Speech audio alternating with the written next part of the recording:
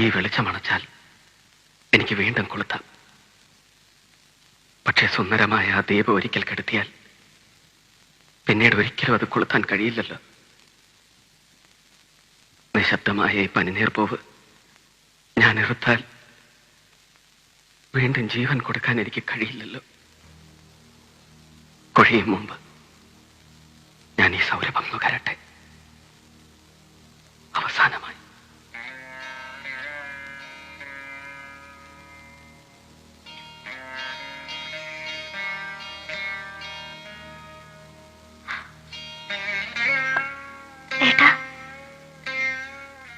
എന്താ വേഷം അഴിക്കാണ്ടേ? അതെ,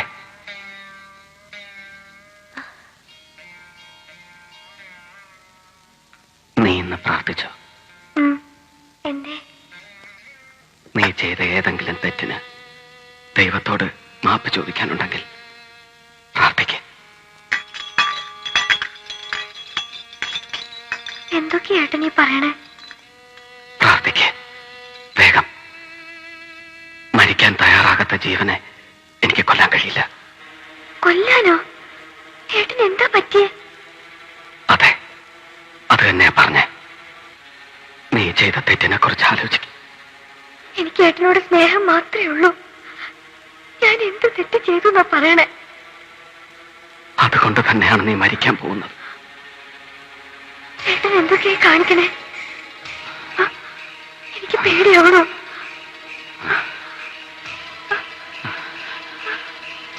ണ്ടല്ലോ. മിണ്ടരുത്. എന്റെ ജീവിതം ഞാൻ തന്ന പട്ട് നീ കാന്തന് കൊടുത്തു. എന്റെ ദേവിയാണ്. ഞാൻ അങ്ങനെ ചെയ്തിട്ടില്ല. ഞാനൊന്നും അയാൾക്ക് കൊടുത്തിട്ടില്ല. ദൈവങ്ങൾ സാക്ഷിയാണ്. എന്റെ പട്ട് ഞാൻ അവന്റെ കയ്യിൽ കണ്ടു. ഞാൻ കണ്ടു. ഒരിക്കലും ഞാൻ അയാൾക്ക് കൊടുത്തിട്ടില്ല. സത്യം. കാന്തനെ വരച്ച് ചോദിച്ചോളൂ. അതവൻ സമ്മതിച്ചു കഴിഞ്ഞു. ഇല്ല, സമ്മതിക്കില്ല. അവന്റെ നാവിന് ചലിക്കില്ല. പനിയനത് ചെയ്തു കഴിഞ്ഞു. ഇനി പറയേ. എന്റെ ദേവി, എന്നെ കൊല്ലരുത്. എന്നെ കൊല്ലരുത്.